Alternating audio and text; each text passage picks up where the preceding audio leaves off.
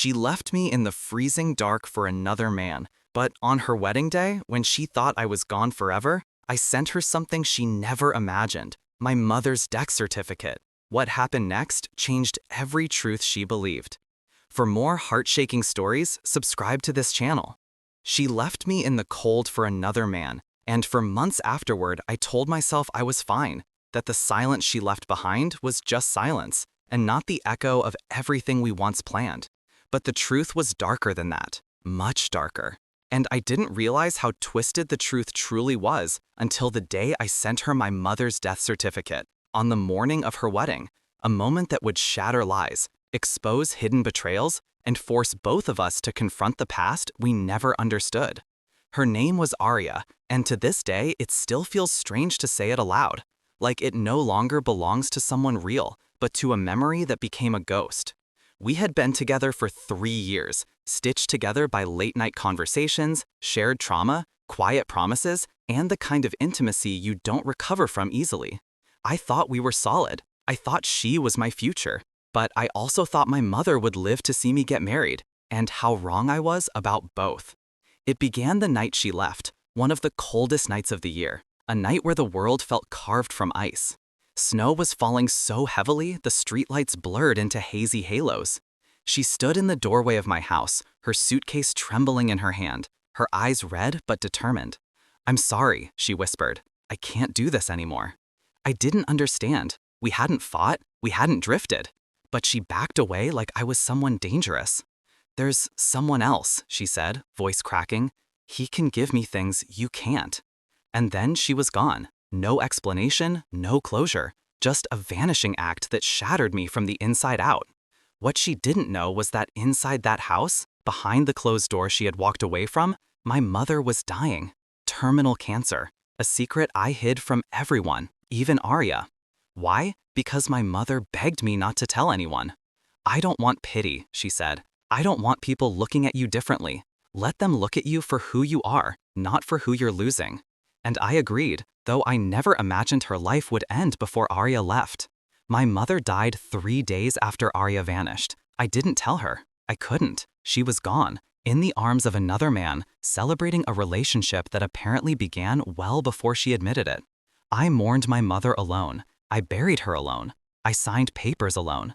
And every night I asked myself the same question. If Arya had known, would she have stayed? The answer didn't matter because the truth came crashing into my inbox 3 months later. A wedding invitation. Her name printed in gold, mine not included, but someone forwarded it anyway. And the groom? The man she left me for? Ryan Hale. A clean-cut, wealthy, charming man whose family owned half the businesses in the city.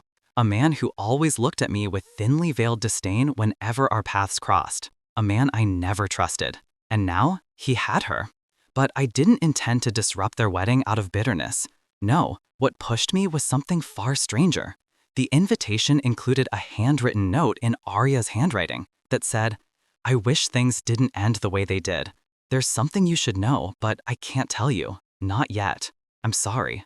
Those words gnawed at me. Something she should tell me? What? Why write that now?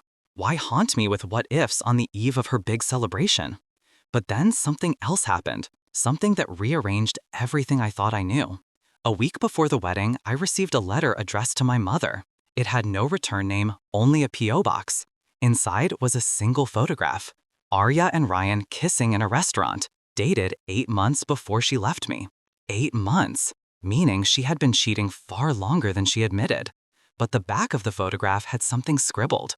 "Not everything is what it seems. Protect her." Protect her? From who? From what? And why send this to my mother, who was already dead? I showed the photograph to a private investigator friend of mine, Malik, who had helped me before in a completely unrelated matter.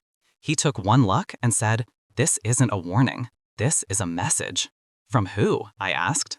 "Someone who knows something," he said. "Someone who's afraid to come forward." That night, Malik started digging. 3 days later, 2 days before the wedding, he called me at 2 a.m., voice shaking. "You need to listen. Ryan isn't who you think he is. He's been under investigation for financial crimes. And get this, every woman he dated before Arya filed a harassment complaint. One even disappeared." Disappeared? Vanished, Malik whispered. No trace. My blood froze, and suddenly the note on the photo, protect her, took on a terrifying new meaning. Malik kept digging. What he found next made me physically sick. A hospital record, a psychiatric evaluation, a police report sealed by the Hale family's lawyers. And then the final blow. A witness statement claiming Ryan had violently assaulted a woman 2 years ago, the same woman who later disappeared. The case was buried. Money, influence, silence, and Arya had no idea. She thought she was marrying a successful, stable, perfect man. She had no clue she was marrying a monster. Should I warn her? Should I confront Ryan? Should I go to the police? Malik told me something chilling. If you go head-to-head with his family, they'll crush you. But there's one thing they can't suppress: public exposure at the wrong moment. That's when the idea hit me. Not to humiliate her, not to shame her, but to shock her into pausing long enough to see the danger she was in. And the only thing powerful to break through her ignorance was the deepest truth she never knew: my mother's death. The one thing Arya always respected was my mother. She adored her. She always said she was the safest person I ever met. So on the morning of her wedding, as the sun rose over her perfect fairy tale venue, I sent her a text message. No anger, no accusation, just one sentence. Before you walk down the aisle, there's something you deserve to know. Attached was a photo of my mother's death certificate, and beneath it, the note, you left the night I needed you most. This isn't revenge. This is the truth you were never given. For hours, she didn't respond. Then, just as the ceremony was supposed to begin, I received a voicemail. She was sobbing. Why didn't you tell me, she cried. Why didn't you let me stay? Stay. I didn't understand. But her next sentence shattered me. I didn't leave you for Ryan. I left because I was threatened. Threatened? She continued, voice trembling violently. Someone slipped a letter under my door. It said if I didn't break up with you, something terrible would happen to you. I thought it was a prank at first, but the next night, someone followed me home. They whispered your name. They said you were going to be hurt because of me. I panicked. I thought leaving you was the only way to keep you safe. My chest tightened. Who threatened you, Arya? Her voice cracked into pure terror. I don't know, but I found out something. Something about Ryan. Something horrible. I wanted to tell your mother. I thought she'd listen. But when I went to your house, I saw the ambulance. I thought I caused it. I thought she died because of me. She was spiraling, crying uncontrollably. So I stayed with Ryan because he said he could protect you. But I'm so scared. I don't think he's the one who threatened me. I think he's one of the people I should have been afraid of. A cold, sharp silence filled the air. Then she whispered, please help me. The next hours were chaos. Malik arrived at the venue before the ceremony, using his credentials to pose as security. He pulled footage from the parking lot, and what we found confirmed everything. Ryan had been meeting with the same men linked to the disappearance of his ex. Armed men, dangerous men. And the worst part? Arya was supposed to run away with Ryan immediately after the ceremony to a private honeymoon location that didn't appear on any map. She wasn't attending a wedding. She was being transported, possibly trafficked, or silenced. We acted fast. Malik alerted 2 trusted detectives. I rushed to the venue. When I entered, the guests were seated, the music was moments from playing, and Ryan stood at the altar, smiling like a serpent in a suit. Arya wasn't there. She had vanished from the bridal suite. Ryan pretended not to notice, pulling out his phone, his face tightening with rage. He mounted something to one of his men near the exit. Malik leaned towards me. They're going to move her now. We sprinted, through hallways, past catering staff, past decorations that suddenly felt sinister.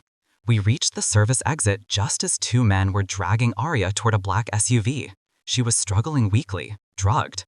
I don't remember thinking. I just acted. I lunged for the man holding her and slammed him against the wall. Malik tackled the other. Chaos exploded. Shouts, footsteps, the sound of Ryan sprinting towards us. Then, sirens. 2 police cars screeched into the driveway. The men dragged away in cuffs, and Ryan, furious, snarling, was forced to the ground as officers read him his rights. Arya collapsed into my arms, sobbing uncontrollably, whispering apologies over and over. You saved me, she cried. After everything I did, you still saved me. But I shook my head. No, I whispered.